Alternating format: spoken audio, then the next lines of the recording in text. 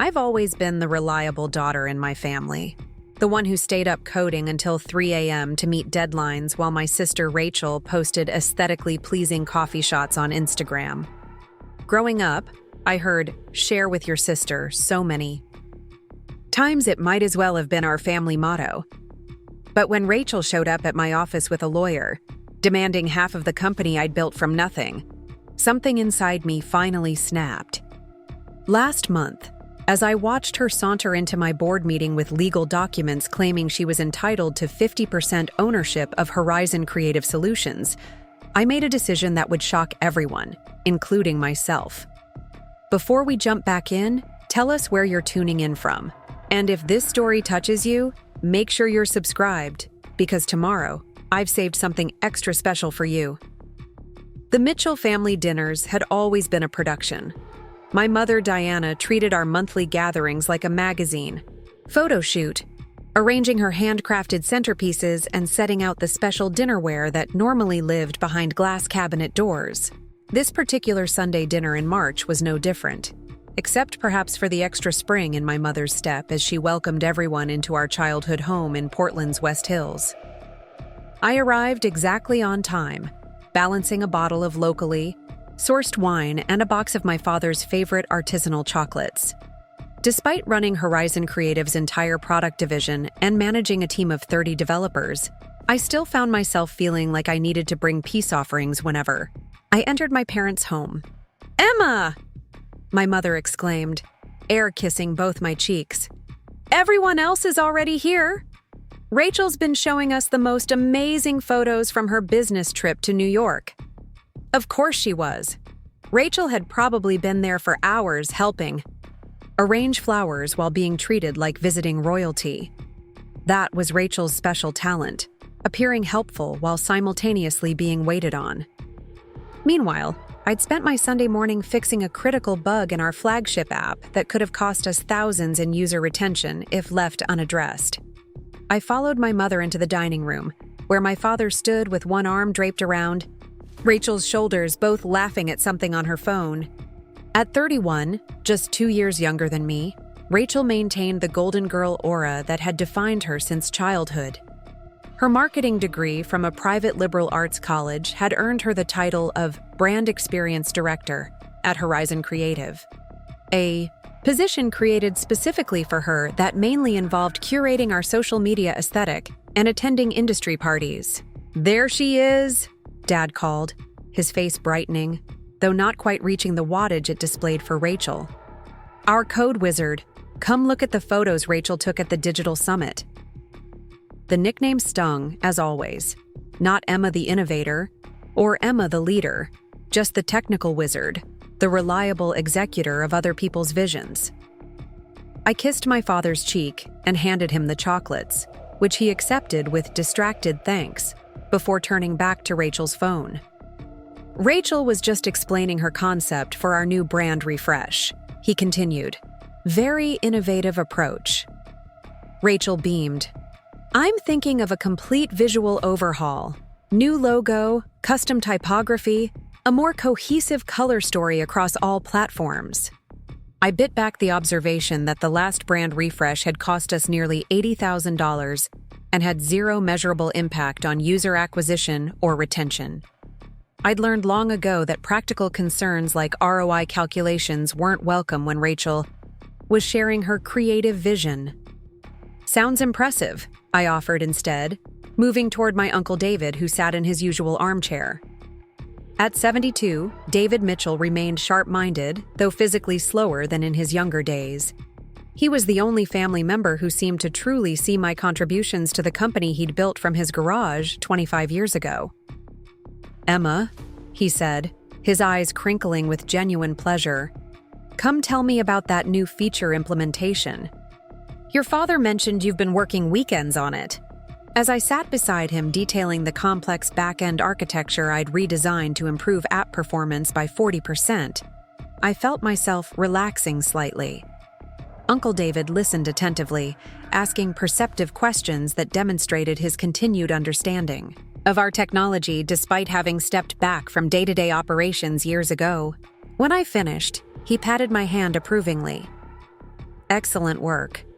The company is lucky to have you." Before I could respond, my mother called everyone to the table. I took my usual seat beside my cousin Mark, who worked in the company's legal department, another essential but largely invisible role. He gave me a knowing smile as we unfolded our napkins in unison. "Another day, another line of code," he murmured, our traditional greeting that acknowledged our shared position as the family workhorses. Dinner proceeded with the usual conversation patterns. Dad dominated, speaking enthusiastically about Horizon, Creative's record year, while my mother interjected with perfect hostess questions designed to give everyone a moment in the conversation. Rachel described her recent business trip to New York, though I knew from the expense reports that crossed my desk that she'd spent more time at boutique hotels and trendy restaurants than at actual client meetings. When I mentioned the performance, improvements my team had implemented that had boosted our App Store ratings from 2 to 4. 8 stars, my father nodded absently before turning to ask my brother-in-law about his golf game. I caught Uncle David's sympathetic glance and managed a small smile in return. After the main course, my mother disappeared briefly before returning with an unusually excited expression. "I think it's time for a little surprise," she announced, though we typically didn't exchange gifts at our monthly dinners. "Yes," my father agreed, standing with surprising energy for a man who'd just consumed 2 helpings of prime rib. "Let's move to the living room." The unexpected announcement left me momentarily confused, but I followed the family procession to the elaborately decorated living room. Beneath the custom-built mantel were several wrapped packages, including one large, elegant envelope and one small box. "Rachel first," my father declared, handing her the envelope with barely contained excitement. Rachel made a show of carefully removing the wrapping, though her eyes gleamed with anticipation. As she pulled out the contents, her practiced composure broke into genuine shock. "No way!" she gasped, pulling out what looked like travel documents and a glossy brochure. "You didn't!" "We did," my mother clapped her hands together. 2 weeks at that exclusive wellness resort in Bali you've been talking about. All expenses paid. We know how hard you've been working on the company's image." Rachel screamed, actually screamed, and threw her arms around our father. "This is unbelievable. Thank you, thank you." As the commotion continued with everyone, gathering around Rachel to admire the brochure for the luxury resort that must have cost at least $15,000, my mother handed me the small box that remained. "This is for you, dear," she said before hurrying to join the others.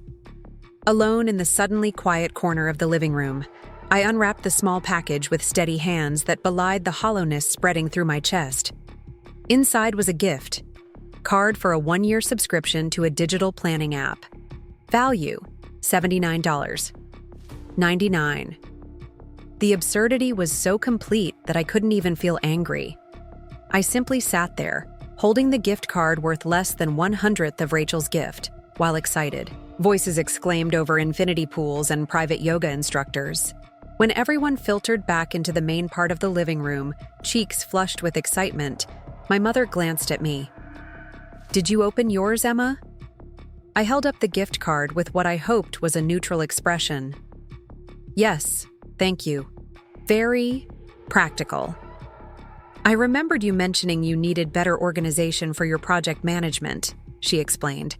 "This app has excellent reviews for busy professionals." I had never mentioned needing organizational help. My project management skills were impeccable. They had to be to keep our product development on track while simultaneously covering for Rachel's missed deadlines. "Emma is always practical," my father said approvingly. "No need for flashy vacations when you're a dedicated coder." Rachel, still floating on her Bali cloud, added, "You can use your quarterly bonus for something fun if you want, Em. I'm sure Dad made sure you got something nice this year." The presumption in her tone made it clear she had no idea that I'd used my last 3 bonuses to self-fund a side project, a personal finance app I'd been developing during what little free time I had.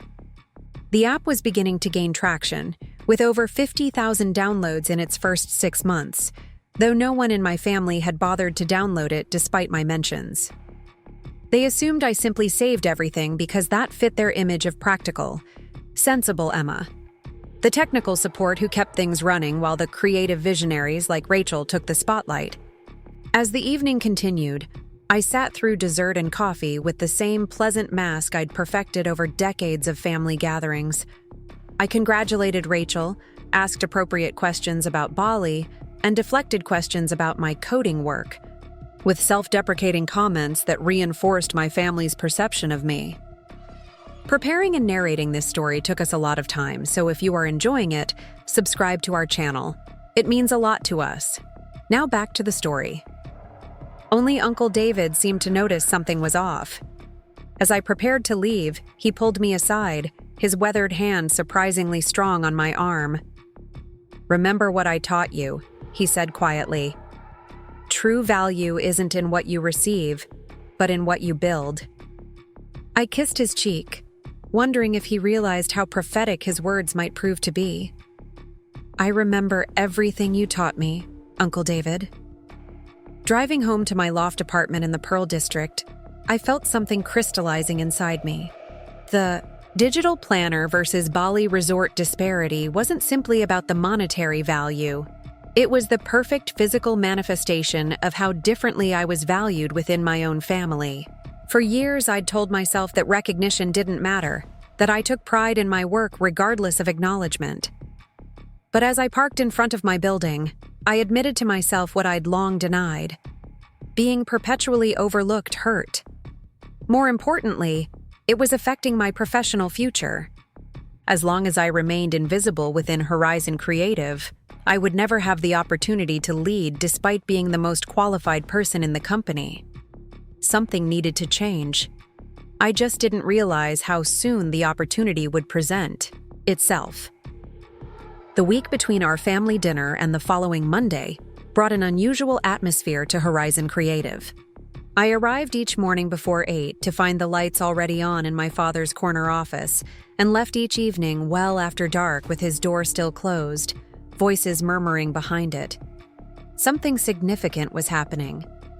But as usual, I wasn't included in whatever discussions were taking place. Despite being the Chief Product Officer, a title that would have carried actual authority in any company except a family business, I remained outside the inner circle of decision-making.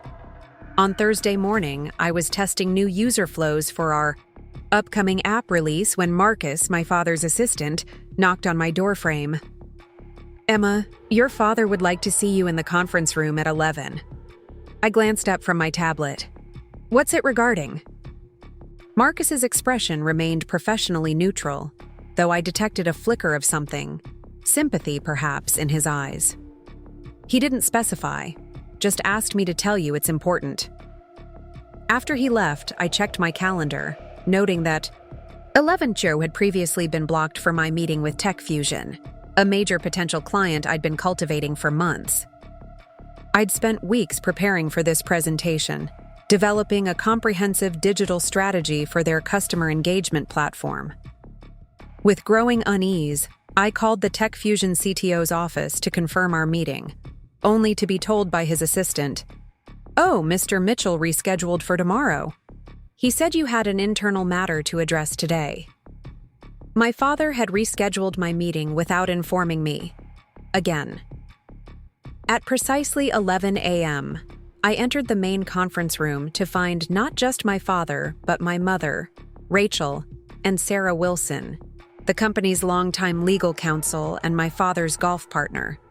The atmosphere felt oddly formal, with everyone seated around the polished conference table as if for a board meeting rather than a family discussion. "Emma, thank you for joining us," my father began with unusual formality. "Please take a seat." I chose the chair opposite Rachel, who was practically vibrating with barely contained excitement. Whatever this meeting was about, it clearly pleased her. "As you know," my father continued, folding his hands on the table, "I turned 60 last month.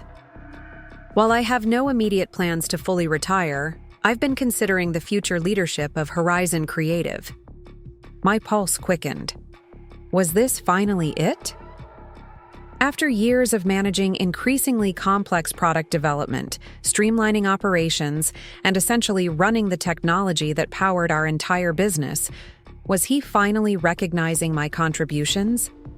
Succession planning is critical for any family business, he continued, especially one that serves the caliber of clients we've managed to attract. I nodded, maintaining a neutral expression despite the hope building within me. Perhaps the digital planner versus Bali resort disparity had been unfortunate timing, my parents knowing that this much more significant acknowledgement was coming. After careful consideration and multiple discussions with our advisory board, my father said, his gaze briefly shifting toward Sarah, I've decided that effective immediately, Rachel will be named Chief Executive Officer of Horizon Creative, with the intention that she will assume full ownership upon my retirement. The room seemed to tilt slightly as his words registered. Rachel, who couldn't code a simple website, who constantly missed deadlines on basic deliverables, who had never once stayed late to ensure a client's needs were met, was being handed leadership of the company I had helped build. Rachel has demonstrated exceptional vision and relationship-building skills, my father continued, seemingly oblivious to how each word landed like a physical blow. Her modern approach to client engagement represents the future direction we need to pursue. My mother reached across the table to squeeze Rachel's hand. We're so proud of you, darling. Sarah nodded approvingly. The board agrees this is the right decision for the company's future. The board, which consisted of my father, Sarah, and two of my father's college fraternity brothers who had never worked a day in tech, that board.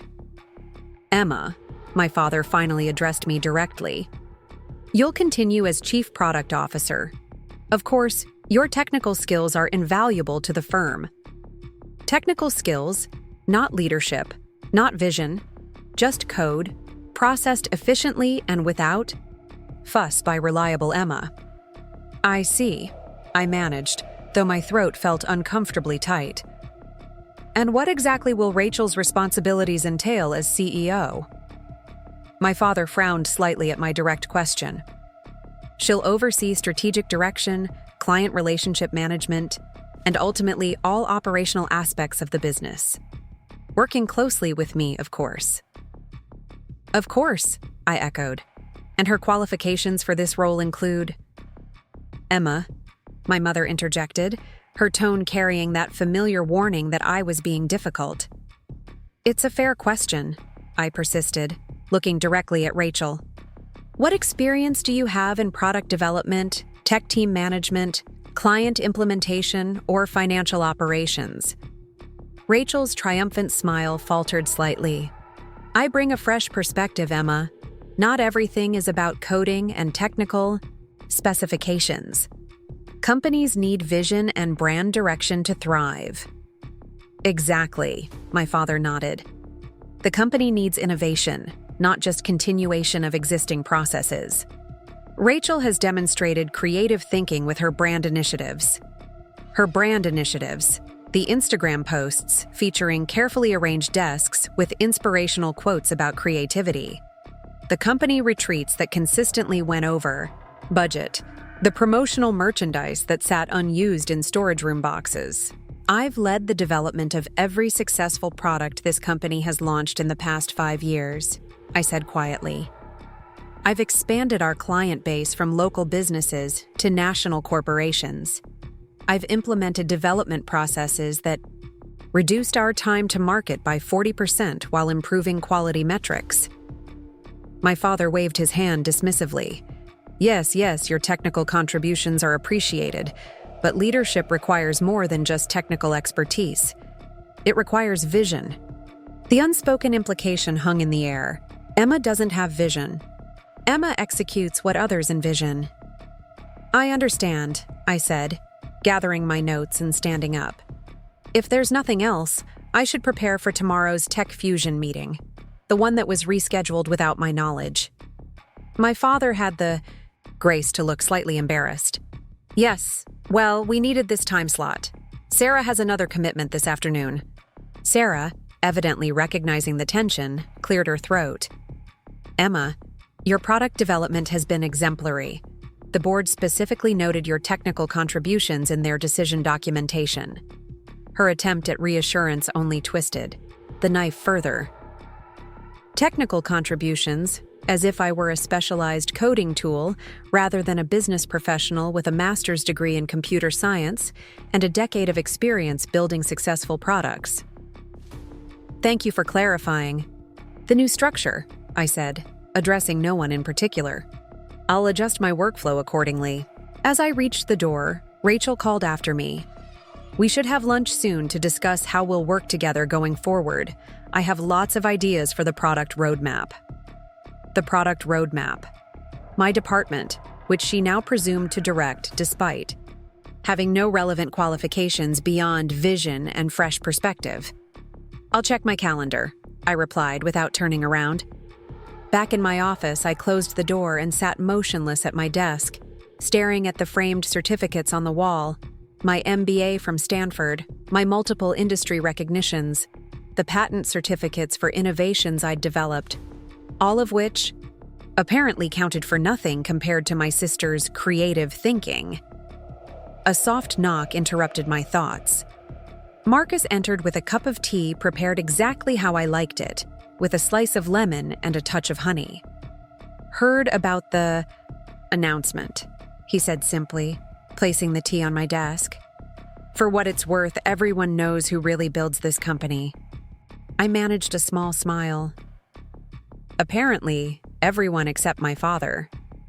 Marcus, who had been with the company for over 15 years, gave me a long, measured look. Your uncle built this business through technical innovation, not Instagram posts. He'd have chosen differently. After he left, I sipped the tea and considered my options. I could resign immediately, leveraging my experience and proven track record to secure a position at one of Portland's many tech firms. I could confront my father more directly, laying out the objective case for my leadership over Rachel's. I could even choose acceptance, continuing in my role while reporting to my less qualified younger sister. None of these options felt right. My phone chimed with a text from my uncle. Heard the news. Need to speak with you. Dinner tonight? I responded with a simple yes and returned to the Tech Fusion presentation, mechanically reviewing slides I could have recited from memory. The company needed this account, a potential $2 million contract that would significantly expand our enterprise client base. I would deliver an impeccable presentation tomorrow, not for my father or Rachel's benefit, but because the client deserved nothing less than my best work. That evening, as I drove through light spring rain to meet my uncle, I reflected on the pattern that had defined my life within the Mitchell family. The digital planner versus Bali resort disparity wasn't an anomaly. It was simply the most recent and tangible manifestation of a lifetime of disparate treatment. When we were children, Rachel received horseback riding lessons while I attended coding camp. In high school, my parents attended every one of Rachel's drama performances, but made it to only one of my robotics competitions, the one where my team won the state championship. At my college graduation, they praised Rachel's B- average in marketing as balanced achievement, while my summa cum laude honors in computer science were treated as expected rather than exceptional. I had accepted this imbalance for decades, telling myself that results mattered more than recognition. But today's meeting had made one thing painfully clear. Recognition translated directly to opportunity. Without it, my professional growth would remain permanently capped, my contributions perpetually undervalued. As I parked outside Evergreen Roasters, my uncle's favorite coffee shop, I made a decision. After dinner and the Tech Fusion presentation tomorrow, I would begin developing a concrete plan, not just an emotional reaction, but a strategic response to decades of systematic undervaluation. Something needed to change, and for once, I would be the one controlling that change rather than adapting to decisions made by others. Evergreen. Roasters was quiet that evening, the typical crowd of laptop-wielding freelancers thinning out as closing time approached. Uncle David had secured his usual corner table, a steaming mug of his preferred dark roast already waiting alongside a slice of banana bread he'd undoubtedly ordered for me.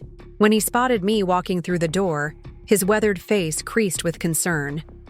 Though he'd officially stepped back from day-to-day operations 5 years ago, Uncle David remained the beating heart of Horizon Creative. He'd founded the company from his garage, building web solutions for local businesses back when most people still treated the internet as a fad rather than the future. "You look like you could use something stronger than coffee," he said as I slid into the chair across from him. I managed a weak smile. "Got any bourbon in that mug?" "Sadly, no. But I've got something that might be more valuable." He tapped his temple. "Perspective." The barista came by with a chai latte, my regular order that Uncle David had already placed for me. I wrapped my hands around the warm mug, grateful for the small comfort. "So," I began, trying to keep my voice steady, "Rachel is going to be CEO." Uncle David's expression remained neutral, though I detected a flicker of disappointment in his eyes. "Your father called to inform me of his decision this afternoon." "Inform, not consult," I noted bitterly. Funny how that works. My uncle took a thoughtful sip of his coffee. "Your father has always had a particular blindness where Rachel is concerned. When you were children, I once pointed out that he'd spent 3 weekends in a row attending Rachel's soccer games while missing your science competitions. He told me, without a hint of irony, that he was being perfectly fair because Emma doesn't need me there. She always wins anyway." The anecdote perfectly encapsulated my family dynamic. Excellence was expected from me, while Rachel's mere participation was celebrated. "What bothers me most isn't even the unfairness," I admitted, breaking off a piece of banana bread without any real appetite. "It's the waste of potential. Horizon could be so much more than it is. We have the talent, the client base, the technical foundation. But Dad keeps steering us toward whatever shiny thing catches Rachel's attention, while our core products suffer from underinvestment." Uncle David nodded slowly. "It's the fate of many family businesses, decisions made from emotion rather than strategy. Your father sees himself in Rachel, charismatic, people-oriented, big picture. He's never quite understood what makes you tick." "And what's that?" I asked, genuinely curious about his assessment. "You're a builder, Emma, not just of code, but of systems that last. Your father confuses flash for innovation, but true innovation is about creating something sustainable that solves real problems." He leaned forward, his gaze intensifying. "Which brings me to what I wanted to discuss with you tonight." He reached into his weathered leather messenger bag and pulled out a manila folder, placing it carefully on the table between us. "I had Sarah prepare these documents last month when your father first started floating the idea of Rachel as CEO." I opened the folder, finding legal paperwork that initially made little sense until I gradually realized what I was seeing. "These are patent transfers," I said, looking up in confusion. Uncle David nodded. "The core technology patents that power our main products. The ones you and I developed together during your first years at the company. Your father never understood their value. He always saw them as technical necessities rather than strategic assets. But they're the foundation of everything we do." I scanned the documents more carefully, realization dawning. "You're transferring ownership to me? All 5 patents?" "Not all 5, he clarified. "I've retained the original communication protocol patent for now. But the other 4, including the adaptive interface system that powers our flagship products, yes, those are now yours, effective as of last week." The significance of this gesture took my breath away. These patents weren't just legal documents. They represented the intellectual backbone of Horizon Creative. Without them, our most successful products couldn't function. "Why now?" I managed, still processing this unexpected development. "Because you've earned it," he said simply. and because the company needs your influence if it's going to survive the next phase of growth. He tapped a specific page in the documentation. Section 4 outlines your rights as the patent holder. Section 6 details licensing terms. I flipped to the indicated sections, scanning quickly. The patents were now my personal property, not company assets. Horizon Creative had a perpetual license to use them, but any modifications, extensions, or new implementations would require my explicit approval. It was a remarkable level of technical control, regardless of my official position in the company. Dad doesn't know about this, does he? Uncle David's expression remained serene. Sarah will inform him officially tomorrow afternoon. This was beyond monumental. My father had operated for years with absolute authority over every aspect of the business, making unilateral decisions about product direction, resource allocation, and company strategy. The idea that he would now need my approval for significant technological implementations was unprecedented. "This will change everything," I said quietly. "That's rather the point," my uncle replied. "The question is, what will you do with this? Influence? Simply block your father's worst impulses, or push for something more substantial?" The question hung between us as we continued our conversation. My mind raced with possibilities that had been unimaginable just hours earlier. With control over the core patents, I could ensure my department received appropriate resources, prevent Rachel from implementing her most impractical ideas, and potentially even influence future leadership decisions. But even as these tactical advantages became clear, a deeper question emerged. Did I want to fight for influence within a system that had consistently undervalued me? Or was it time to consider more radical alternatives? "There's something else. You should know," Uncle David said, interrupting my thoughts. Page 10 contains provisions regarding patent licensing to external entities. I turned to the indicated section, reading carefully. As the patent holder, I had the right to license these technologies to entities outside Horizon Creative, provided I offered Horizon first right of refusal for any new implementations. "Are you suggesting I should license the patents elsewhere?" I asked, confused by this direction. "I'm ensuring you have options," he corrected. "Options your father never gave you. Your patents would be worth millions to the right companies. The valuation assessment on page 12 puts their market value at approximately $10 million. The figure momentarily took my breath away. While I had always known the technologies were valuable, seeing their potential worth quantified so concretely was jarring.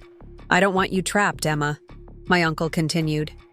"Whether you stay and fight for the vision you believe in, or take your expertise elsewhere, the choice should be yours. Not James's, not Rachel's, and not even mine." For the first time since the devastating announcement, I felt something beyond anger and hurt. I felt possibility, real, tangible possibility. "Thank you," I said, meeting his gaze directly, "for believing in me when no one else has." He reached across the table to cover my hand with his. "I've always seen you clearly, Emma. Now it's time for you to be seen by everyone else, whether they're ready for it or not." Monday morning arrived with a clarity I hadn't experienced in years. The weekend had given me time to process my uncle's unexpected gift and strategize my next steps.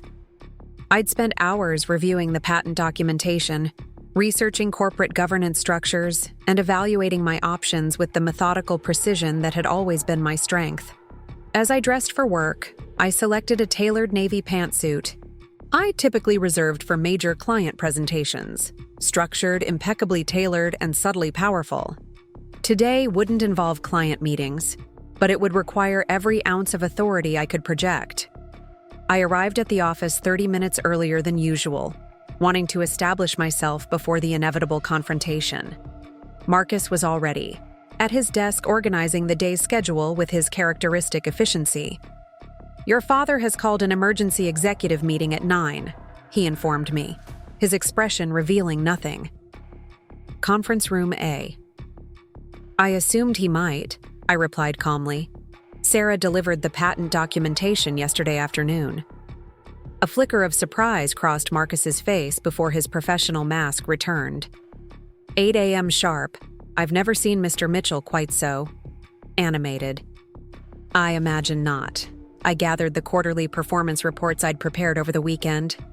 Could you make sure the presentation system in conference room A is working properly? I'll need to display some data. Marcus nodded, his eyes communicating a silent message of support. In a company where family dynamics overshadowed merit, career employees like Marcus had witnessed decades of inequity without comment. Their silent solidarity had often been my only acknowledgement.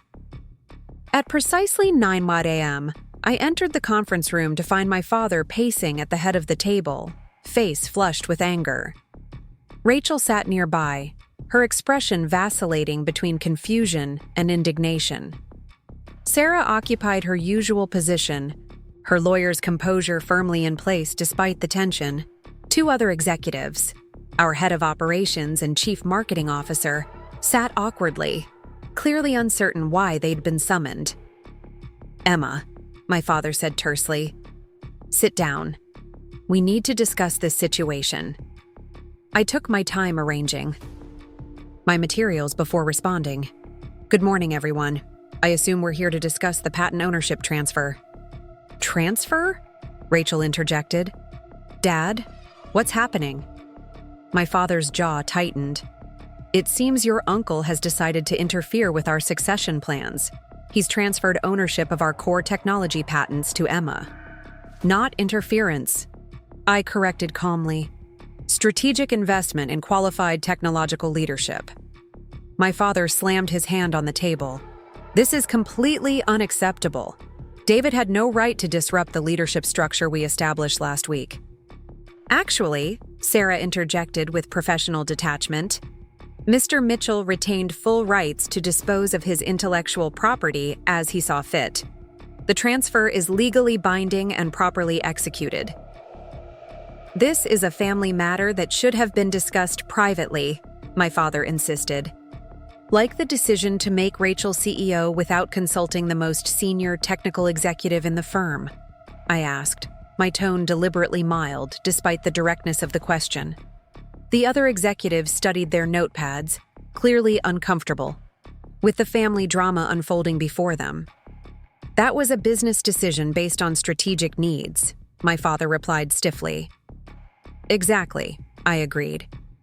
"And this is a business discussion about strategic direction, which is why I've prepared an analysis of our current position and recommendations for moving forward." Without waiting for permission, I activated the presentation screen, displaying a comprehensive breakdown of our product performance metrics, client acquisition costs, retention rates, and departmental contributions to revenue over the past 5 years. Our core product division has grown by 280% since I took over leadership. I began. User retention has improved by 42% through the adaptive interface system I personally designed and patented. Our client implementation time has decreased from 6 weeks to 11 days while maintaining a 98% satisfaction rate. I advanced to the next slide, which contrasted these results with the marketing division's metrics under Rachel's leadership. Meanwhile, brand marketing expenditures have increased by 48%, while new client numbers have remained flat. Social media engagement has grown, but with no corresponding increase in qualified leads. Design refresh initiatives have exceeded budgeted allocations by an average of 35% annually for 3 consecutive years. Rachel's face flushed. "Those investments are building our brand presence for long-term growth. You can't measure everything in immediate conversion rates." "Actually, we can and should," I replied evenly. ROI isn't just a convenient acronym, it's the fundamental measure of business effectiveness. Every dollar we spend should generate measurable value, whether immediately or through carefully tracked progress towards strategic objectives. I advanced to the next slide, which outlined my proposed restructuring plan. As the holder of the core technology patents, I'm proposing the following changes to maximize company value and ensure sustainable growth. First, implementation of a merit-based executive compensation structure tied directly to measurable performance metrics. Second, reallocation of marketing resources toward data-driven initiatives with clear ROI tracking. Third, expansion of our enterprise solutions division, which has demonstrated superior growth and profitability. My father's expression darkened with each point. You've prepared quite a presentation for someone who just learned about her patent ownership status this weekend. I've had these analyses ready for years, I replied honestly. The only difference is that now I have the authority to ensure they receive proper consideration. The truth of this statement hung in the air. How many reports had I submitted that were never read? How many improvement proposals had disappeared into my father's inbox without response? How many times had I identified problems and solutions, only to be patted on the head for being thorough while no actual changes were implemented? This is ridiculous, Rachel declared, standing up. Dad made me CEO of this company. You can't just come in with some charts and technical jargon and undermine his decision. I'm not undermining anything, I corrected. I'm exercising my rights as the patent holder to ensure the company operates according to best practices rather than nepotism. Nepotism? My father exploded. I've built this company from what David started into a regional powerhouse. Every decision I've made has been in the best interest of the business, including making your less qualified daughter CEO over your more qualified one? I asked quietly. The room fell silent. I had finally named the dynamic that had shaped our family business for decades. The careful dance around acknowledging that personal preference rather than professional merit guided my father's most important decisions. After a moment, my father adopted a more conciliatory tone. Emma, you've always been valued for your technical contributions, but leadership requires different qualities than technical expertise. Rachel connects with people in ways that inspire confidence. Leadership requires both vision and substance, I countered. Charisma without competence is a liability, not an asset, when managing a technology company in a rapidly evolving marketplace. Sarah cleared her throat. If I might suggest, perhaps we should adjourn to consider these developments more carefully. The new patent ownership structure does create certain governance implications that require thoughtful consideration. My father nodded stiffly, recognizing that his attorney was trying to prevent him from making statements he might regret. Fine, we'll reconvene tomorrow. Emma, I'd like to speak with you privately. Actually, I replied, gathering my materials, I have the Tech Fusion presentation in 20 minutes. I'd be happy to schedule time later this week for a detailed discussion of technology licensing under the new structure. Without waiting for his response, I left the conference room, heart pounding despite my outward composure. I had directly challenged my father's authority for the first time in my professional life. There would be consequences, but also possibilities I'd never had before. Throughout the day, I maintained my normal routine: client calls, product reviews, team management, while the office buzzed with whispers about the morning's confrontation. By late afternoon, Marcus informed me that my father had left early, claiming a dentist appointment though none had been on his calendar. Just after 5 p.m., Rachel appeared in my doorway. Her typical confidence noticeably diminished. "We need to talk," she said, closing the door behind her. I gestured to the chair across from my desk, saving my work before giving her my full attention. "That was humiliating," she began without preamble. "You made me look completely incompetent in front of the executive team." "The data made you look incompetent," I corrected. "I simply presented facts." "Facts can be manipulated to tell any story," she countered. "You deliberately selected metrics that favored your departments over mine." "I selected standard industry metrics applied consistently across all divisions," I replied. "Your department underperformed against objective benchmarks." Rachel's expression shifted from indignation to something I rarely saw from her: uncertainty. Why didn't you ever say anything before about wanting to be CEO? The question caught me off guard. Would it have mattered if I had? I don't know, she admitted. I just always assumed you were happy with your role. You never seemed to want the spotlight. This was Rachel's particular talent, reframing systemic unfairness as personal preference, transforming others' subordination into their own choice rather than her privilege. Not wanting unnecessary attention isn't the same as not wanting appropriate recognition, I explained carefully. I've dedicated my career to this company's success while watching you receive disproportionate rewards for minimal contribution. The digital planner versus Bali resort dynamic has played out in 100 different ways throughout our lives. The Bali trip? She looked genuinely confused. What are you talking about? Sunday dinner, I reminded her. You received a $15,000 luxury vacation. I received a $79.99 app subscription. Understanding dawned on her face, followed quickly by defensive justification. That was Mom and Dad's decision, not mine. And they've always given you financial things, stocks and investment accounts and whatever, while I get material gifts. You're comparing a single gift without the full context. This rationalization was so absurd I almost laughed.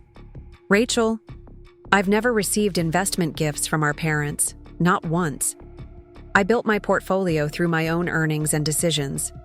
Her certainty faltered. But they always said they were investing in your future differently than mine, that you were the technical one, so they supported that. For a moment, I glimpsed something unexpected.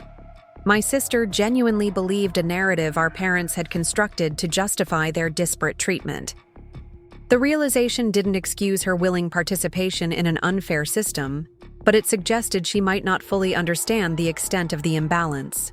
Our parents have consistently favored you over me in every measurable way, I said bluntly. That's their prerogative as parents. But in a business context, merit and results should matter more than personal preference. Rachel sat quietly for a moment, absorbing this perspective. So what happens now? You force Dad to make you CEO instead of me? Now I ensure this company operates according to professional standards rather than familial politics, I replied. Whether that includes leadership changes depends on multiple factors, including your willingness to develop genuine competence in the role you've been given. And if I don't want to serve under these new conditions, then you have choices to make just as I do. I leaned forward slightly. For the first time, Rachel, neither of us is simply subject to Dad's decisions. We both have agency in determining what happens next. As my sister left, looking more thoughtful than I could remember seeing her, I realized we had just had perhaps our first honest adult conversation. Whether it would lead to meaningful change remained to be seen. But at least, pretense had been temporarily set aside. My phone chimed with a text from my uncle. Heard about this morning. Well handled. Dinner tonight? I smiled slightly at his succinct message. Thank you. Yes to dinner. The usual place at 7. His reply came quickly. Perfect. Bring your appetite. And that strategic mind of yours. We have planning to do. For the first time in years, I left the office exactly at closing time, feeling a weight lifting that I hadn't fully acknowledged until it began to ease. The confrontation I had avoided for so long had finally occurred, and while the outcome remained uncertain, I had discovered something valuable in the process. My own voice, clear and confident, speaking truths long suppressed. Whatever came next would be shaped by my choices rather than my passive acceptance of others' decisions. That realization alone was worth more than any luxury vacation or executive title could ever be. Evergreen Roasters offered a welcome contrast to the day's intensity.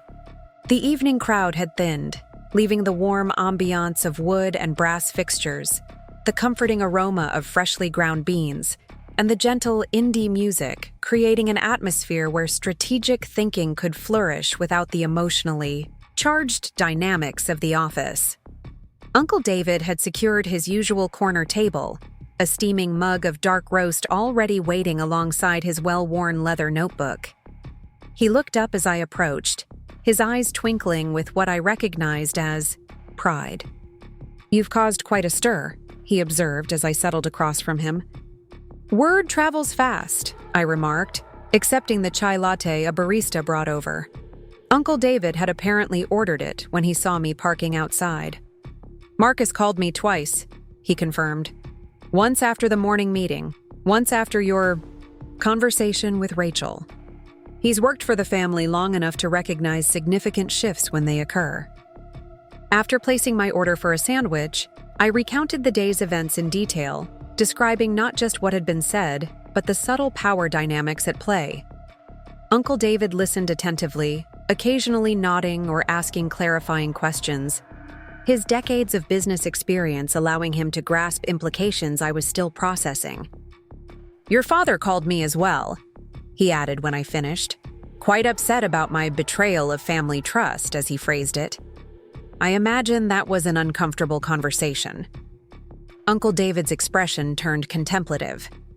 "James has always believed his decisions are beyond question. It's a perspective I inadvertently encouraged by giving him too much autonomy too quickly. Today was perhaps the first time in 20 years he's been genuinely challenged. He won't accept this easily," I observed, thanking the server as he delivered my sandwich. "Indeed," my uncle twirled his spoon thoughtfully. "He's likely consulting with Sarah about options for limiting your influence or circumventing the patent licensing requirements. Legal maneuvers are James's preferred approach to obstacles. I considered this assessment while beginning my own meal. Sarah seemed notably neutral this morning. Professional, but not obviously aligned with either position. Sarah is an attorney first, family friend second.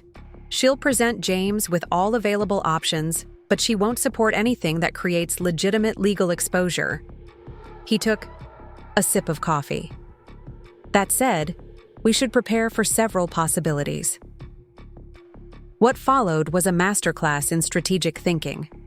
Uncle David methodically outlined potential scenarios, counter-strategies, and contingency plans. His mind remained razor-sharp at 72, capable of anticipating moves and counter-moves with the precision of a chess grandmaster. We discussed everything from board composition to client retention strategies, from licensing considerations to media management should internal conflicts become public. "You've thought this through extensively," I noted, impressed by his preparation. "I've had years to consider the company's future," he replied, watching James's leadership style calcify, observing your capabilities develop while your opportunities remained artificially constrained. The only question was timing. "Why now?" I asked the question that had lingered since his revelation at our previous lunch. "Why not years ago, or after your eventual passing through inheritance?" "Uncle..." David set down his mug, his expression turning serious. "Two reasons. First, waiting until my death would have placed an unfair burden on you, forcing a confrontation during a time of grief without my guidance. Second, and more importantly, I needed to be certain." "Certain of what?" "That you truly wanted leadership. Not just recognition. That you had developed not just technical excellence but strategic vision. That you would use influence for the company's benefit, not merely to correct personal injustice." His gaze held mine steadily. "I had to be sure you were ready, not just professionally, but psychologically." "And the digital planner versus Bali Resort Christmas demonstrated that psychological readiness?" I asked, a hint of skepticism in my tone. "It demonstrated your breaking point," he corrected. "Every person has one. That moment when accommodation of unfairness becomes more painful than confrontation of it. I've watched you absorb countless inequities with grace and professionalism. The Christmas display was merely the culmination that crystallized your awareness of a pattern you'd tolerated too long." His assessment was uncomfortably accurate. The absurd gift disparity had, indeed, functioned as a catalyst, transforming years of accumulated resentment into clarity about systemic unfairness. The question now, Uncle David continued, is what you truly want moving forward. Your patent ownership gives you significant influence, but not control. You could use it defensively, blocking James's worst decisions. You could negotiate for the CEO position, leveraging your position for the role you deserve.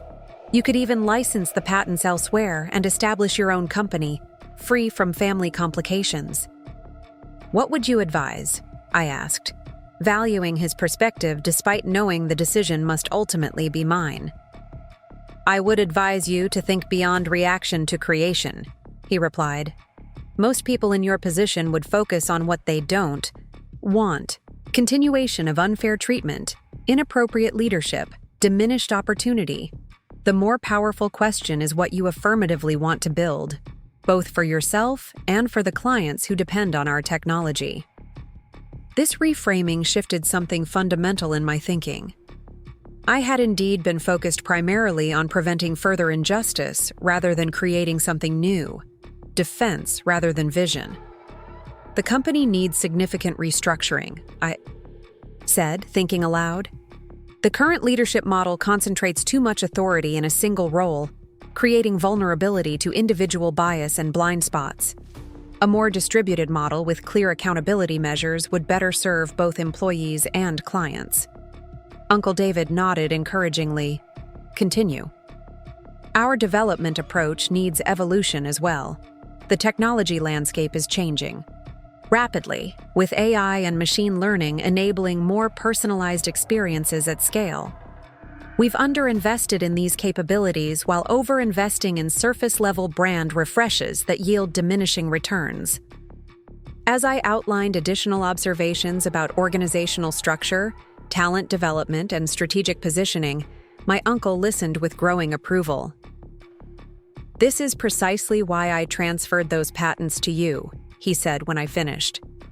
You see not just what is, but what could be. James sees the company as a finished creation to be preserved. You see it as a living entity that must evolve.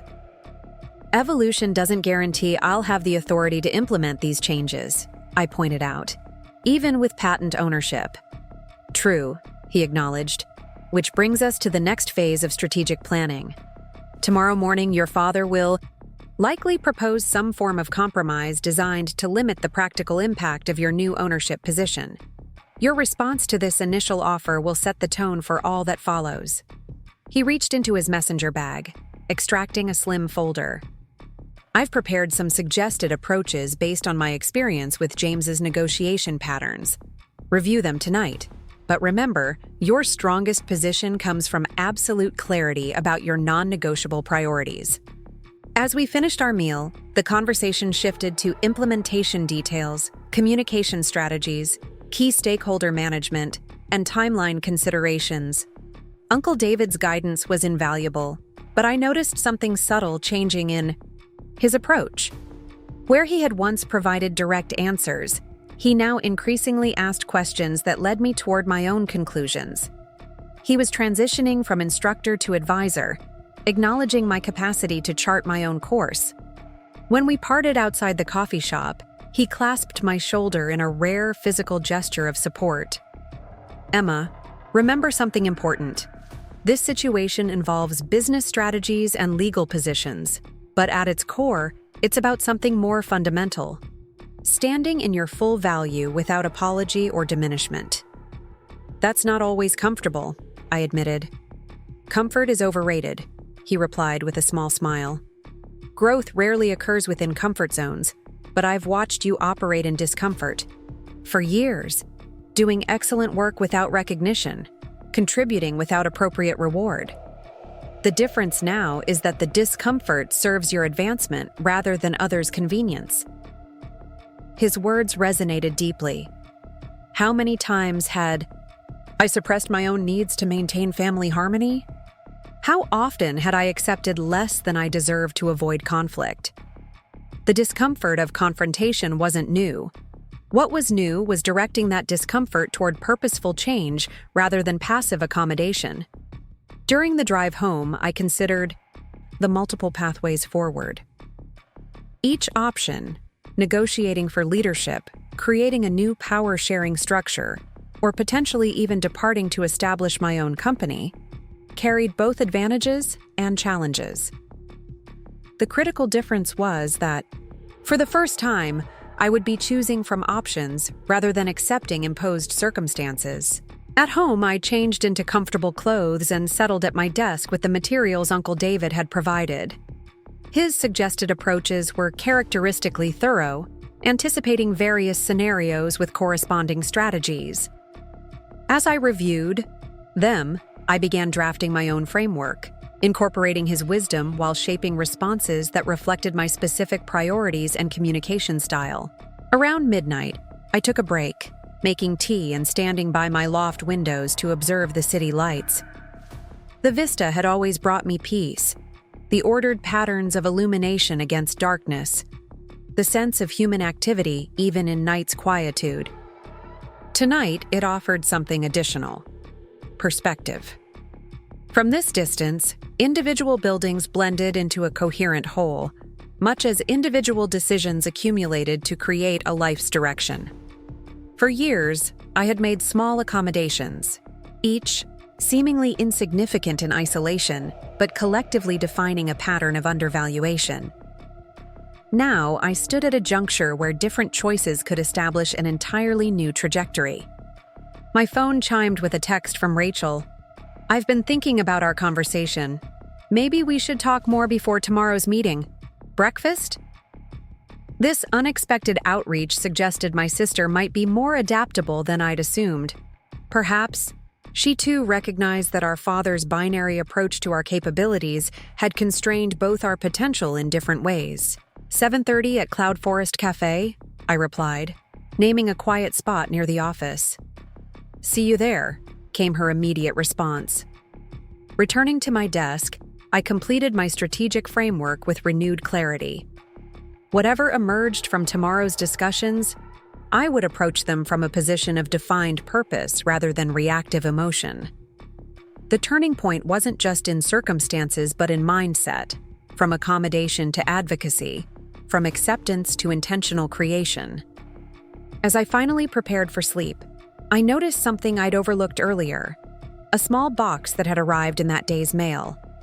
Opening it, I found a handwritten note from my uncle, accompanied by a vintage Mont Blanc fountain pen I recognized as having belonged to my grandmother, a successful software pioneer in an era when female programmers were rarities. The note read simply, "Marcus reminded me that Catherine used this pen to sign her first software patent application. Seemed appropriate for another woman preparing to sign documents that will reshape her future. Some instruments carry more than ink. They carry intention." The gift's symbolism wasn't lost on me. My grandmother had faced institutional barriers far greater than mine, yet had created a groundbreaking career through persistence and undeniable excellence. The pen represented not just a family heirloom, but a lineage of determination that transcended individual circumstances. I placed it carefully on my nightstand, a tangible reminder that tomorrow would not merely be a business negotiation, but a declaration of value, my own, and that of every person whose contributions had been systematically minimized by structures designed to maintain established power rather than recognize emerging capability. The turning point had arrived, not as a single dramatic moment, but as a convergence of awareness, opportunity, and readiness. Whatever specific outcomes emerged, the fundamental shift had already occurred within me. I would no longer participate in my own diminishment. With that certainty came a surprising sense of peace, allowing me to sleep more soundly than I had in months, perhaps years. Tomorrow would bring its challenges, but for the first time, I would meet them as an active architect of circumstances rather than their passive recipient. Cloud Forest Cafe occupied the ground floor of a renovated industrial building 3 blocks from our office. Its minimalist aesthetic and discreet seating arrangements made it popular among tech professionals conducting sensitive discussions away from corporate environments. At 7:25 a.m., I secured a corner table partially screened by potted bamboo, providing both privacy and a clear view of the entrance. I ordered black coffee and reviewed my notes while waiting, surprised when Rachel arrived 5 minutes early. Punctuality had never been her strong suit, a trait our father indulged while holding others to precise timeliness. She appeared unusually subdued, her typically flawless presentation slightly muted, as if she'd deliberated over appearing too polished for this conversation. "Thanks for meeting me," she said, settling across from me and ordering a matcha latte when the server approached. "I didn't sleep much last night." "That makes 2 of us," I acknowledged, setting aside my notes to give her my full attention. Rachel fidgeted with her napkin, uncharacteristically hesitant. "I've been thinking about what you said yesterday, about merit and recognition and patterns I might not have noticed." I waited, allowing her the space to continue without interruption. "After our conversation, I called Mom," she admitted. "I asked about the investment gifts they supposedly gave you over the years, and she got flustered, started talking about different love languages and how they expressed appreciation differently for each of us." Rachel met my gaze directly. "But she couldn't name a single specific investment they'd made for you. Not one." This confirmation of what I already knew brought surprisingly little satisfaction. "I didn't tell you that to make you feel guilty, Rachel. Family dynamics are complex, and you weren't responsible for our parents' choices." "Maybe not," she conceded, "but I benefited from them while remaining conveniently oblivious. That's a kind of complicity, isn't it?" Her self-awareness caught me off guard. Rachel had always excelled at self-justification, reframing situations to maintain her position at the center of positive narratives. This acknowledgement of potential complicity represented significant growth. "What matters now is what we do moving forward," I offered. Rachel nodded, taking a sip of her matcha before continuing. "I spent the night reviewing the quarterly reports you've submitted over the past 2 years. Reports I should have been reading all along as a department head, but usually just skimmed. And you were right about the marketing metrics." This admission clearly cost her considerable pride. "We've been celebrating increased social media engagement while ignoring that it hasn't translated to client acquisition or retention. That's objectively poor performance." Her candor deserved reciprocation. "Your social media strategy has successfully raised our profile among younger potential clients. That's not without value. The issue is aligning those efforts with measurable business outcomes." Rachel seemed to appreciate this balanced assessment. "Dad's calling another executive meeting at 10. Before that happens, I need to understand something. What exactly do you want, Emma? To take my position? To force Dad into early retirement? To sell your patents and leave altogether?" The directness of her question demanded equal directness in response. "What I want is for Horizon Creative to operate according to professional standards, where contribution determines advancement, where strategy is based on data rather than preference, and where talented people, whether named Mitchell or not, can thrive based on their actual capabilities." That sounds reasonable in theory, but in practice, it means significant changes to governance, compensation structures, and advancement pathways. I leaned forward slightly.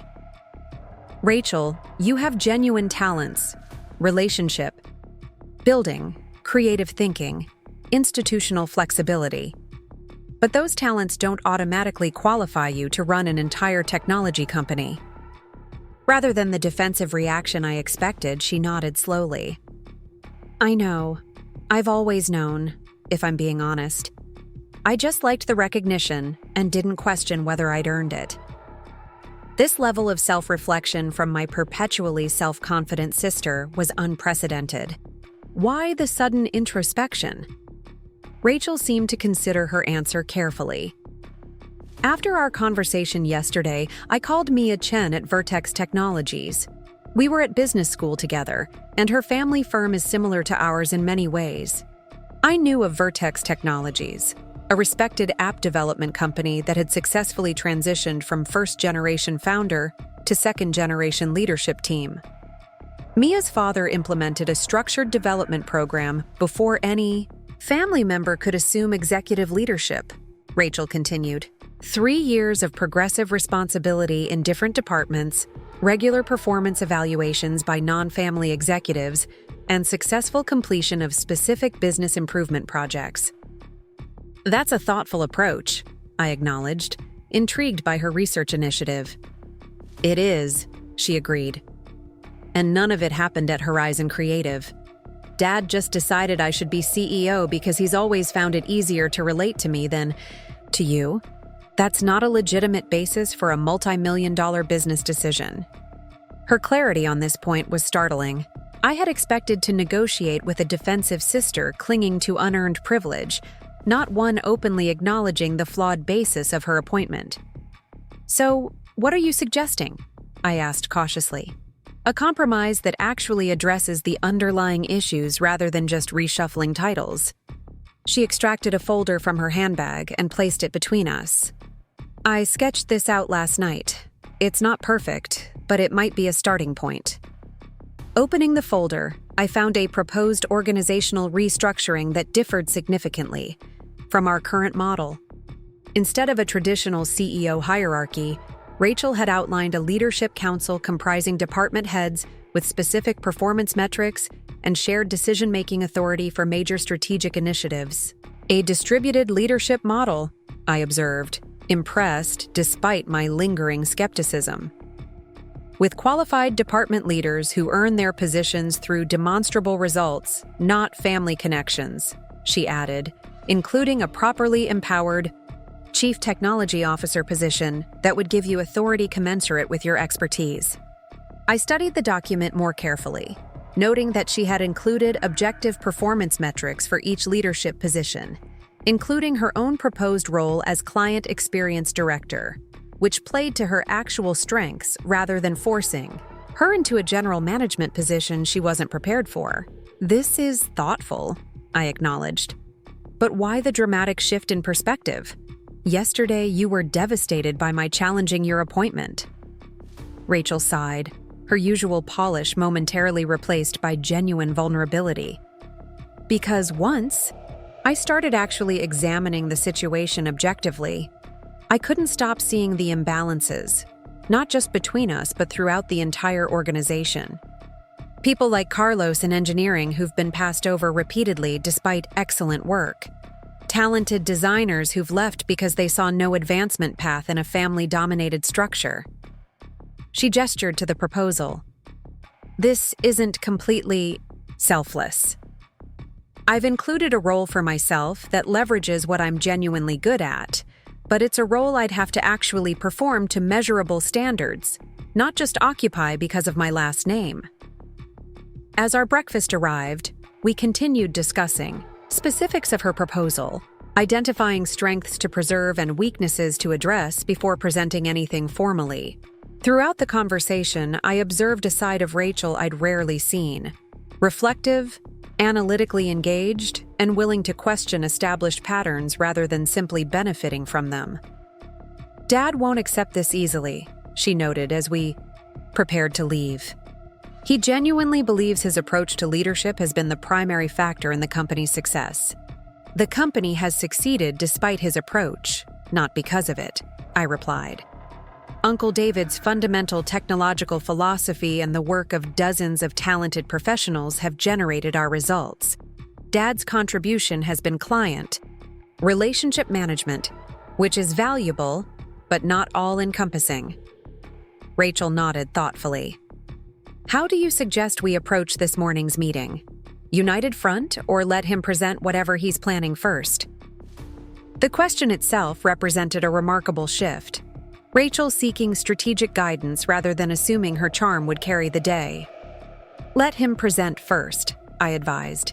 It gives us information about his thinking without revealing ours. After he outlines his position, we can introduce elements of this restructuring as a third way, beyond simply maintaining the status quo or engaging in protracted conflict. Outside the cafe, we paused before walking toward the office. This doesn't erase years of imbalance, Rachel said quietly. I know that. No, I agreed, but it's a meaningful step toward correction.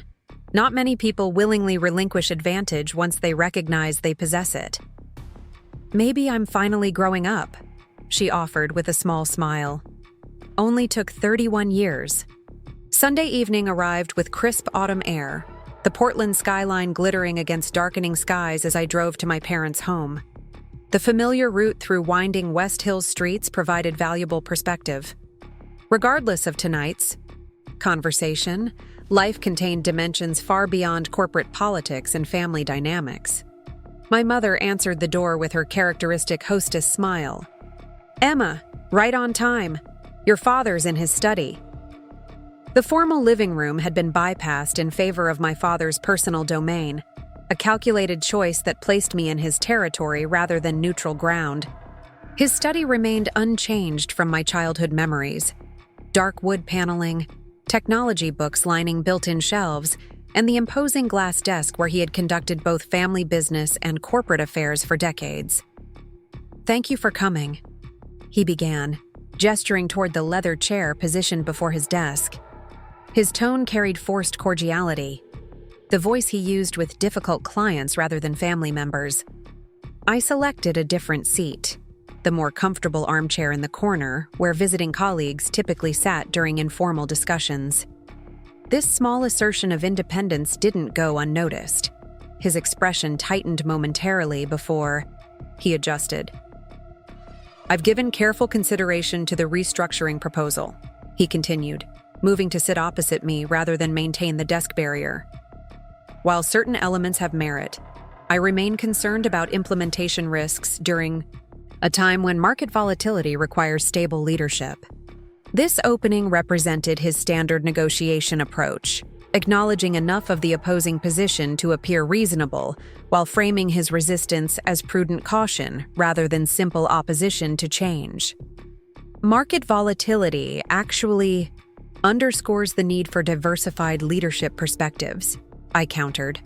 Multiple viewpoints create more robust risk assessment than single-point decision-making, particularly during uncertain conditions. My father nodded as if considering this perspective for the first time, though we had explicitly addressed this point in our presentation. A fair observation. Perhaps we could implement changes gradually, beginning with expanded authority for department heads while maintaining the existing executive structure during transition. This suggestion reflected classic dilution strategy, accepting change in principle while extending timelines indefinitely, ensuring the status quo remained effectively intact. Before I could respond, he continued with unexpected directness. Emma, I've always valued your technical contributions. Your product strategies have consistently outperformed expectations, and your implementation processes have enhanced productivity. These talents are invaluable to the company. The explicit acknowledgement of my contributions, something historically rare from my father, signaled the seriousness of his concern about the current situation. However, his framing remained revealing. He recognized my technical capabilities while implicitly distinguishing them from leadership qualities. Those contributions came despite constraints, not because of them, I replied evenly. Imagine what our entire organization could accomplish if everyone operated with appropriate authority, aligned with their capabilities, rather than predetermined limitations. My father leaned forward, abandoning pretense for direct engagement. Let me speak plainly. You've orchestrated a significant power realignment using your uncle's patent transfer. That was well executed. You've built unexpected alliance with your sister. Also impressive. You've secured client and staff support for organizational changes. Strategically sound. He paused, studying me with new assessment in his gaze. These actions demonstrate precisely the leadership capabilities I didn't believe you possessed. The question now isn't whether you can lead, but what kind of leader you intend to be.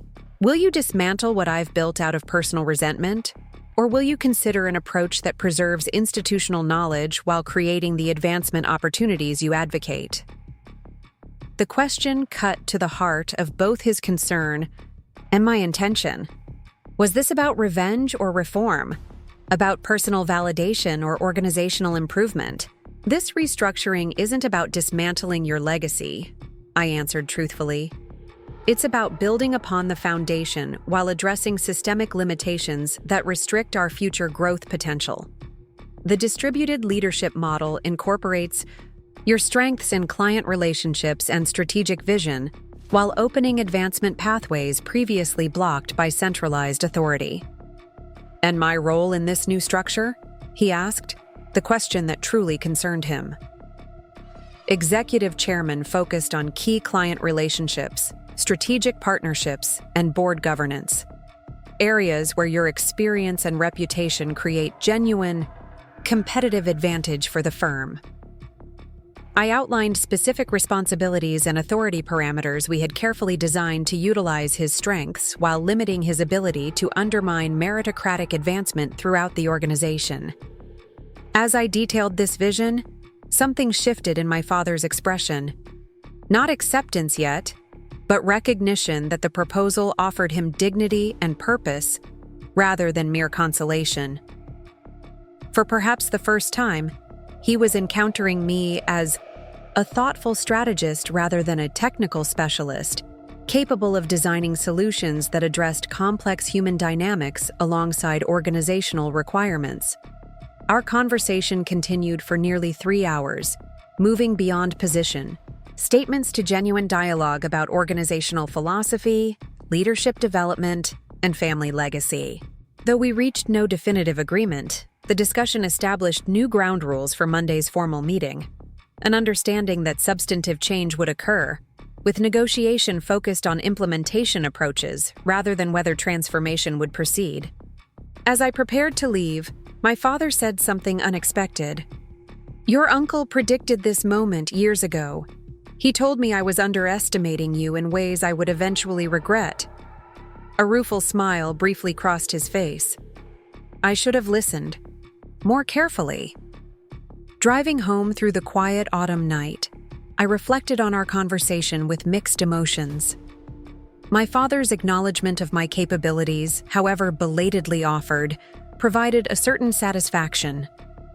Yet more meaningful was the recognition that our restructuring efforts had transcended personal vindication to address fundamental organizational needs.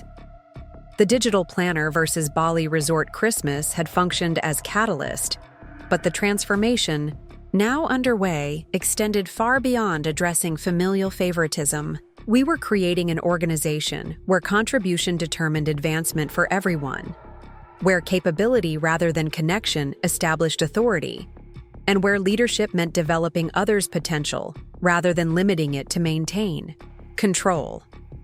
Monday's meeting would undoubtedly bring continued negotiation and compromise. Implementation would require sustained effort against entrenched patterns. Yet the fundamental shift had already occurred, not just in organizational structure, but in my relationship with my own potential. I had moved from adaptation within constraints to creation beyond them, from accepting imposed limitations to designing systems that enabled both personal and collective flourishing. Sometimes the most profound transformation begins with the simplest catalyst, even something as mundane as a digital planner that finally renders visible patterns long accepted, but ultimately unsustainable. The question was never really about equitable gift-giving, but about recognizing full human potential, not just for myself, but for everyone whose capabilities had been systematically undervalued within systems designed for preservation rather than growth. Tomorrow would bring its challenges, but tonight I savored quiet confidence in a future where merit mattered more than last names, where contribution earned corresponding recognition, and where leadership meant creating opportunity rather than controlling access to it. Monday morning brought golden autumn sunshine streaming through the conference room windows, illuminating the space with unexpected brilliance. I arrived 30 minutes early to prepare, finding Uncle David already seated at the far end of the table, reviewing documents with characteristic intensity. "I thought you might appreciate moral support," he explained, glancing up with a small smile.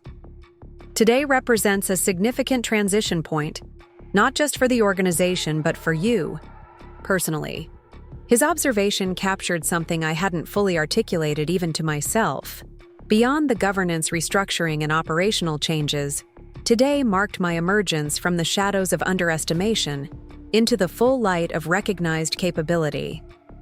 "Thank you for being here," I said simply, taking the seat beside him. "I wouldn't miss it." He closed his folder with deliberate precision. "Your father called me last night after your conversation. He seemed recalibrated." "That's an apt description," I acknowledged, not fully converted to our approach, but engaging with it as legitimate rather than merely oppositional. Uncle David nodded thoughtfully. "In 40 years of business leadership, I've observed that genuine organizational transformation requires 3 components: structural change, systems adjustments, and psychological shift. You've designed excellent structural and systems improvements. Yesterday may have initiated the psychological component that will determine whether implementation succeeds or faces continuous underground resistance." His framework provided valuable perspective on the work ahead. Technical solutions alone wouldn't address the cultural dimensions of transformation. The conference room gradually filled with executives and key stakeholders.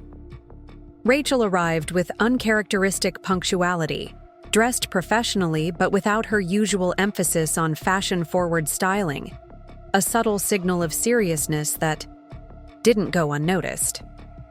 My father entered last, accompanied by Sarah and 2 board members, his expression revealing little of his current thinking. "Good morning," he began formally.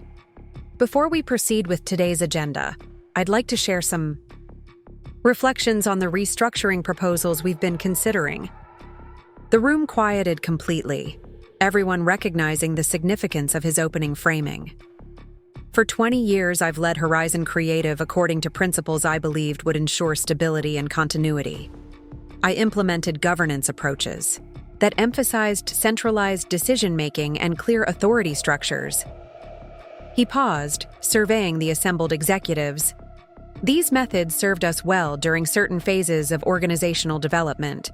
However, I've been persuaded that evolving market conditions and growth objectives require corresponding evolution in our leadership approach."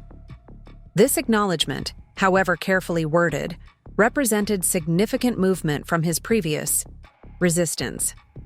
Several executives exchanged surprised glances, clearly not expecting this opening stance.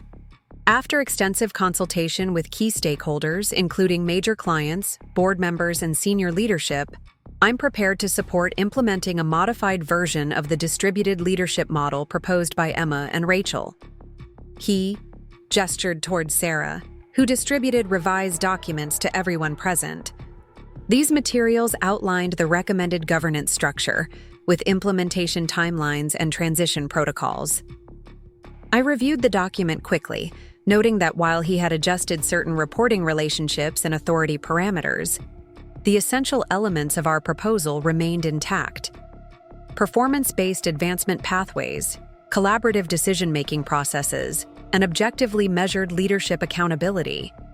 The recommended structure creates a leadership council, comprising department heads with clearly defined authority in their respective domains, my father continued. This council will function with collective responsibility for strategic decisions while maintaining specialized expertise in operational execution. As he outlined the proposed implementation approach, I observed something remarkable in his presentation style. Though the language remained characteristically formal, he was presenting the restructuring as an organizational advancement rather than a personal concession, framing change as progressive evolution rather than remedial correction. This approach preserved his dignity while enabling necessary transformation. When he finished the overview, my father turned toward me with an expression I hadn't seen before, one that combined professional respect with something approaching paternal recognition. Emma has been appointed chair of the Leadership Council. with primary responsibility for product strategy and organizational development. This was not a position we had explicitly included in our proposal. It represented his own addition to the structure. Her demonstrated analytical capabilities and strategic vision make her uniquely qualified for this role.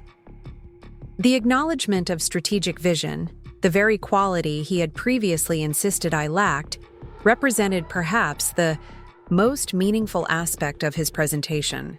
Not just acceptance of structural change, but explicit recognition of capabilities long dismissed. Rachel will serve as Client Experience Director, leveraging her relationship management strengths and communication expertise to ensure our service delivery meets evolving client expectations.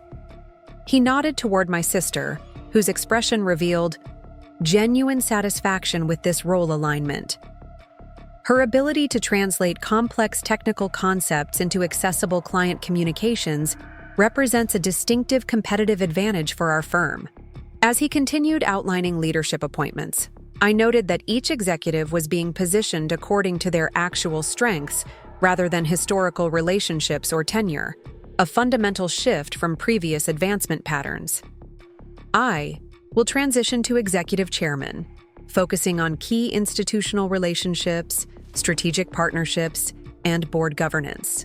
He described specific responsibilities that honored his experience while constraining his ability to override the distributed decision-making model, essentially the framework I had proposed during our Sunday conversation. When he concluded the presentation, the room remained momentarily silent, everyone processing the significance of what had been proposed. This wasn't merely structural reorganization, but fundamental reorientation of the organization's approach to leadership, advancement, and decision-making. Sarah spoke first, her legal perspective cutting to practical implementation. The proposal appears comprehensive, particularly regarding transition protocols. However, I recommend establishing specific milestone reviews at 30, 90, and 180 days to assess progress and address any emerging challenges. An excellent suggestion, my father agreed. Emma, would you take responsibility for designing those review protocols? Of course, I responded, maintaining professional composure despite the quiet satisfaction of being asked to lead this critical component. I'll work with the department heads to establish appropriate metrics for each milestone. What followed was remarkably constructive discussion of implementation details, questions of timeline sequencing, communication strategy, and authority transitions during the interim period. Throughout the conversation, I observed my father, consistently deferring to relevant expertise rather than imposing his preferences, modeling the collaborative approach he had just endorsed. Near the meeting's conclusion, Carlos from engineering raised an important question. This represents significant cultural change. How do we ensure alignment throughout the organization, not just at leadership levels? An essential consideration, I acknowledged. We've developed a comprehensive communication and engagement strategy that includes department-specific town halls, transparent sharing of performance metrics, and regular progress updates. I outlined the approach Rachel and I had developed, emphasizing employee involvement in refining implementation details relevant to their specific functions. Cultural transformation requires both systematic communication and meaningful involvement, Rachel added. People support what they help create. Our approach incorporates structured feedback mechanisms at each implementation stage. Throughout this exchange, Uncle David remained silent but attentive, his expression revealing quiet satisfaction as the organization he had founded decades earlier prepared for its most significant evolution since his retirement. When the formal meeting concluded, he approached me as executives gathered in small groups discussing implementation implications. "You've initiated meaningful transformation," he observed quietly. "Not just in governance structures, but in fundamental assumptions about capability and contribution." "We've taken first steps," I acknowledged. "Implementation will determine whether changes become embedded or remain superficial." "True," but don't underestimate what's already been accomplished." He nodded toward my father, now engaged in conversation with Rachel and two department heads.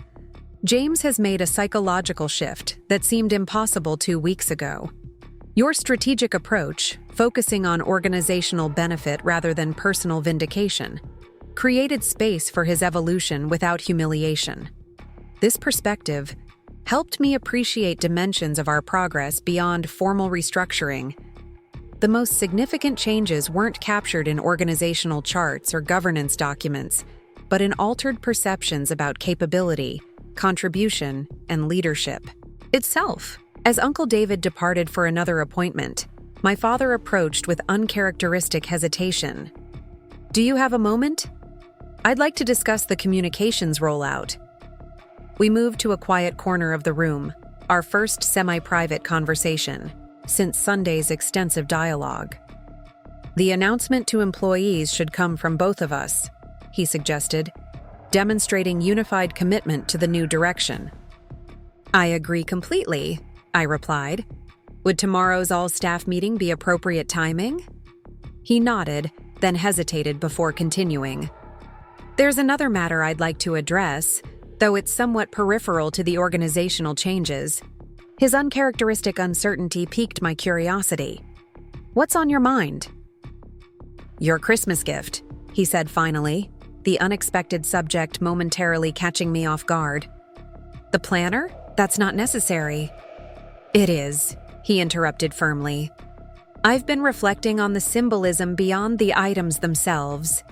The disparity represented something systematic rather than incidental, a pattern of differential recognition that extended far beyond holiday gifts."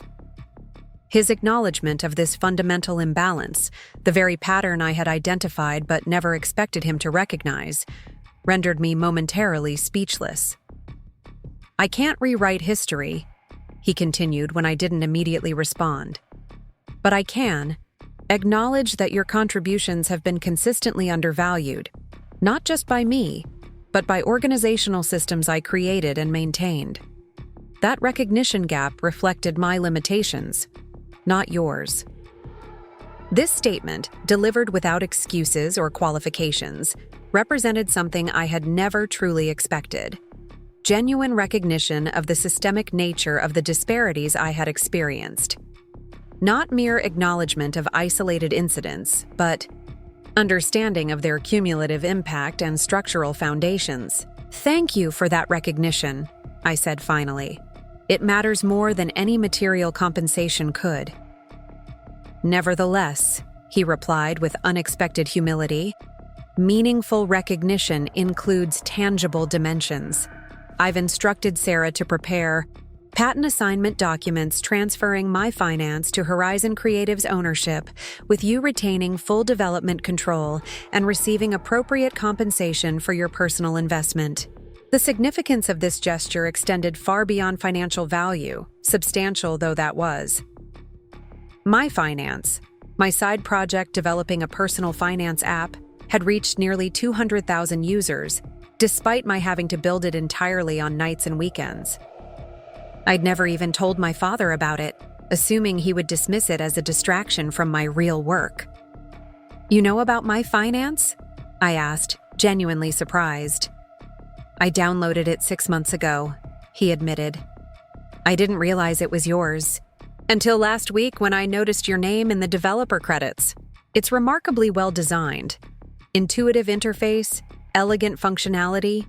You created that entirely on your own time?"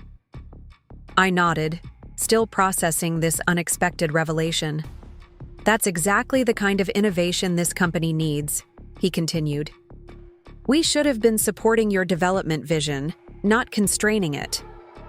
The patent transfer and integration arrangement acknowledges that failure while creating proper alignment moving forward." As we discussed implementation details for the next day's announcement, I observed subtle but meaningful changes in our interaction patterns. My father listened more attentively, acknowledged perspectives he would previously have dismissed, and engaged in genuine dialogue rather than directive communication. Later that afternoon, Rachel stopped by my office, closing the door behind her for privacy. Did that actually happen this morning? Did Dad genuinely support comprehensive restructuring, or did I hallucinate the entire meeting? I smiled at her characteristically dramatic framing. It happened, though I suspect we'll encounter implementation challenges as theoretical support confronts practical adjustment requirements. Of course, she agreed. But still, this represents fundamental paradigm shift. And your appointment as Leadership Council Chair. She shook her head with genuine admiration. You navigated this entire situation masterfully, Emma, balancing organizational needs with interpersonal dynamics, maintaining principled positions without creating unnecessary conflict. We navigated it together, I corrected. Your contribution was essential, particularly in stakeholder engagement and communication strategy. Her expression turned reflective. I've been thinking about that Sunday dinner, the digital planner versus Bali resort moment. At the time, I didn't even register the disparity. That obliviousness was its own kind of privilege, wasn't it?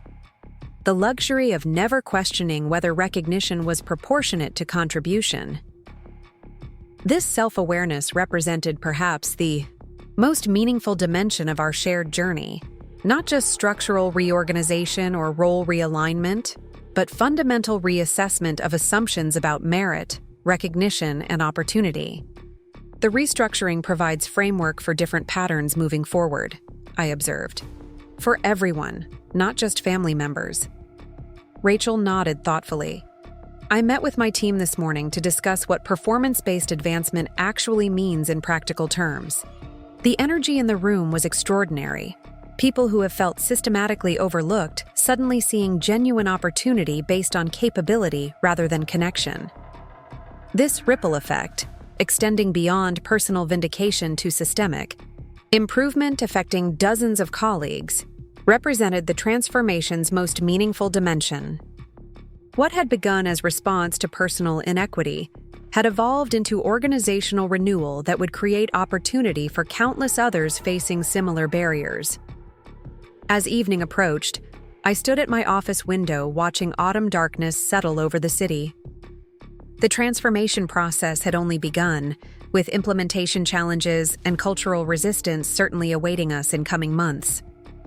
Yet something fundamental had shifted, not just in governance structures or reporting relationships, but in core assumptions about capability, contribution, and recognition. Sometimes transformation begins with small catalysts, even something as mundane as a digital planner that finally renders visible patterns long accepted, but ultimately unsustainable. What matters isn't the initial spark, but the constructive direction of the resulting energy, channeling legitimate frustration towards systematic improvement rather than personal vengeance, creating structures that expand opportunity rather than merely correcting individual injustice. Tomorrow would bring its challenges, but tonight I embraced quiet confidence in our direction. Not triumphalism about personal advancement, but commitment to creating an organization where merit determined opportunity, contribution earned proportionate, recognition and leadership meant developing others' potential rather than limiting it to maintain control. The digital planner versus Bali Resort Christmas had initiated something far more significant than family drama or corporate restructuring. It had catalyzed transformation from accommodation within constraints to creation beyond them, not just for me, but for an entire organization ready to evolve beyond the limitations of its past. Up next, you've got 2 more standout stories right on your screen. If this one hit the mark, you won't want to pass these up. Just click and check them. Out!